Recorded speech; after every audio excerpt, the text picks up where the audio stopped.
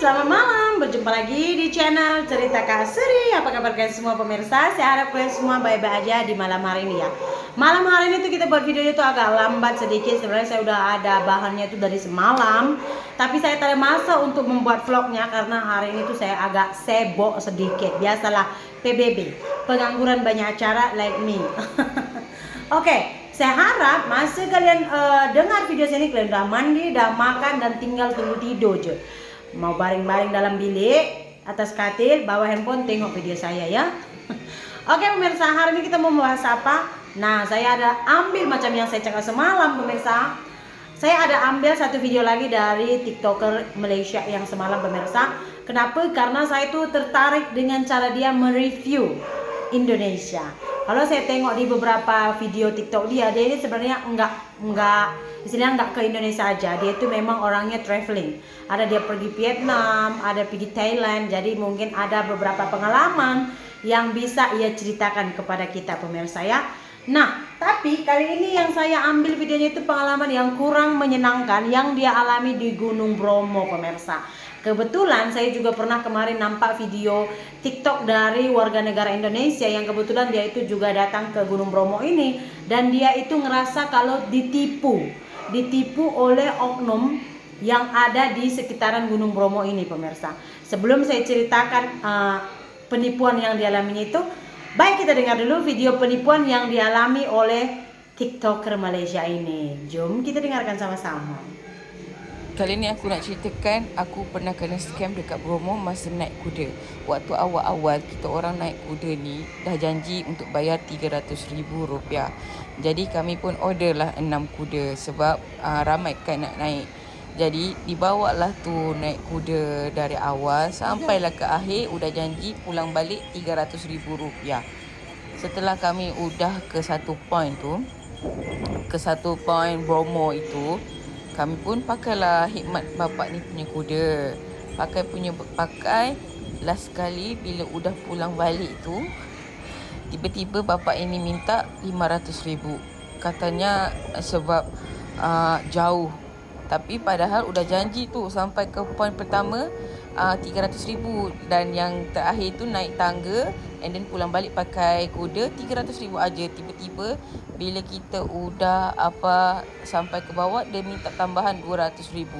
Padahal supir kami udah bayar ke dia RM300 tapi dia datang ke kami balik minta tambah lagi RM200,000. Jadi aku suruh teman-temanku masuk terus ke dalam jeep.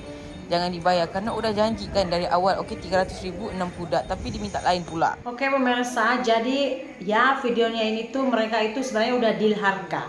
Ya, jadi mereka itu menyewa kuda untuk pergi ke satu tempat di mana itu perginya itu makan waktu tuh dalam 1 jaman katanya pemirsa. Dan udah deal ya, mereka menunggangi kuda ini mereka akan membayar RM300,000 untuk jasa kudanya dan juga yang membawa kudanya pemirsa. Jadi dia yang kayaknya kayak naik kudanya gitu. Ada satu orang juga yang menuntun kudanya gitu pemirsa. Nah tiba-tiba pemirsa, setelah sampai di tujuan mereka pulang itu, tiba-tiba si owner kuda ini minta RM500,000. Awalnya tuh udah sepakat, udah deal RM100. Tiba-tiba dia minta RM150 pula, RM500,000 pemirsa. Jadi mau tidak mau mereka ini harus membayarnya juga. Kenapa? Karena dengan alasan katanya jauh gitu. Ya nggak logik sih. Kenapa? Karena kalau misalkan nih ya wisatawan ini tuh mau menyewa jasa kudanya and then dia bilang dari sini ke sini, takkan dia orang tak tahu berapa jaraknya sebab memang kerjaan dia orang di sana seperti itu. Takkan dia orang tak tahu berapa lama menempuh untuk sampai ke sana. Takkan dia orang tak tahu ya bagaimana situasi ke sana. So bila dia orang udah tahu semua benda itu barulah mereka memberi harga. Betul tak? Nah, bila harga yang mereka patokan itu udah disetujui, senang-senang pula mereka mengubah harga asal sesuai dengan apa yang mereka inginkan. Nah, pemirsa, ini tuh bukan pengalaman si perempuan ini saja ya. Nah, ada saya baca dulu video TikTok warga negara Indonesia yang kebetulan dia itu jalan-jalan ke Bromo. Mereka itu katanya naik motor di sekitaran gunung itu. Terus tiba-tiba motor pacarnya ini tuh nggak bisa naik. Tiba-tiba katanya ada satu orang yang memang dia tuh nongkrong di sana, yang memang duduk-duduk di sana katanya gitu. Tiba-tiba dia datang menawarkan bantuan. Kita bilang udah nggak usah, kalian nanti akan jumpa juga videonya. Boleh kalian search kayak oknum kayak menipu motor gitulah pemirsa. Kalian boleh search di TikTok karena view-nya tinggi juga itu, senang aja kalian dapat. Nanti boleh kalian baca ya, kurang lebih ceritanya seperti inilah. Jadi keretanya itu mogok ya, tiba-tiba tuh nggak bisa jalan. Terus datang si bapak-bapak ini katanya menawarkan bantuan, walaupun dibilang udah nggak usah, tapi dia kekeh untuk memberikan juga bantuan. Rupa-rupanya dia suruh yang punya motor ini, kamu tekan macam apa kalau bahasa Malaysianya itu gear ya. Pokoknya dia suruh tekan gas. Lepas itu katanya tekan gas kuat-kuat katanya gitu ya pemirsa. Nah si punya motor ini tekannya kuat-kuat gas. Rupanya bapak yang katanya memberikan pertolongan ini tadi itu dia katanya kayak ditekannya lagi entah apa gitu di bagian kakinya itu, kayak gearnya atau bagaimana, kalian boleh search nanti ya. Saya udah lupa kayaknya. Jadi karena gasnya ditekan, udah gitu gearnya juga ditekan, sama-sama ditekan, katanya las-las motornya itu udah kayak mati total, nggak bisa hidup. Udah disorong sampai di atas, sampai di jalan raya. Rupanya tuh dihidupkan mesinnya nggak hidup, dihidupkan mesinnya nggak hidup. Bapak yang nolong ini tadi katanya udah senyum-senyum. Terus tuh dia datang lagi, katanya dia boleh bawa motornya ini ke bengkel, nggak jauh dari sini, and bla bla bla gitu. Dibawalah motornya ini, naik motor bapak ini. Awalnya itu bapaknya ini minta ongkosnya itu sekian ratus ribu, tiba-tiba udah sampai katanya minta tambah. Tapi apa yang dia paling tak suka, katanya sesampainya bapak ini tuh bawa motornya ke bengkel, ke repair motor, dua-dua yang punya bengkel dengan yang bapak ngantarin itu senyum-senyum, macam dia ada communication di balik senyumnya itu. Nah, aku dapat satu mangsa gitu pemirsa ya. Yang saya sesalkan dengan kebanyakan ya warga negara Indonesia yang kebetulan tinggal di objek-objek wisata, mereka ini nggak memikirkan dampak ke belakangnya jika mereka melakukan penipuan-penipuan seperti ini. Oke, mungkin hari ini ada wisatawan datang, ya kan? Kamu tipu ataupun kamu suka-suka naik-naikkan harga, ya kan? Misalnya nih, tadinya 200, tiba-tiba kamu bilang 400. Orang akan ya udahlah, ada setengah orang tuh yang dia malas cekcok. Tanda kecoh-kecoh, oke lah tak apa, bayarlah. Tapi dalam hati dia akan tanamkan, oh ini last aku kesini, penipu semua. Esok lusa dia pun tak akan datang lagi, betul tak?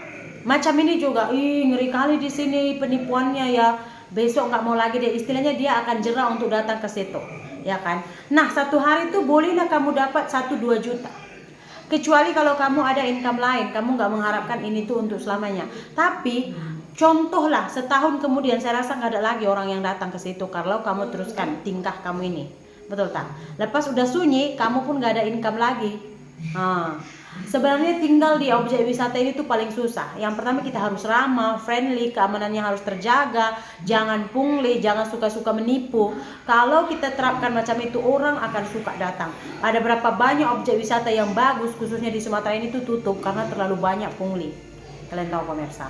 Ya, ini yang saya harapkan dari kita warga negara Indonesia. Kalau boleh tempat wisata tuh tolonglah kurangkan pungli. Ini kita bukan istilahnya tempat wisata tuh, kita mau dia ini umurnya panjang. Kita mau anak cucu kita juga bisa merasakan mencari income dari turis-turis mancanegara dan juga dari domestik untuk datang ke tempat itu, ya kan? So bagaimana biar orang itu akan tertarik datang lagi kembali, macam itu dibuat.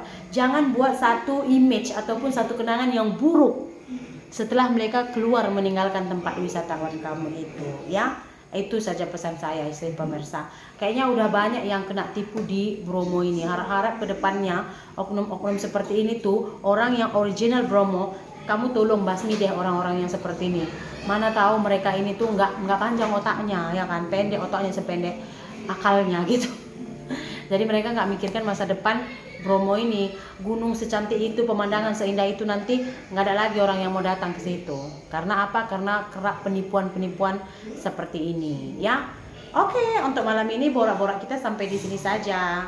Kalau kalian mau coba datang ke Bromo, datanglah, nikmati penipuannya. Tapi kalau saya bilang sih, kalau udah deal harga awal, dia cekak apapun tanah, memang udah dari awal dia cekak black tanah. Nah, kalau saya bayar tanah kalau sudah gitu pemirsa, ya. Kita harus keras jika orang itu keras. Kita harus berlembut jika orang itu lembut. Betul tak? Tak kisah dimanapun kita. Kalau kita rasa kita betul, jangan takut. Jumpa lagi di cerita Kak Sri berikutnya. Bye-bye.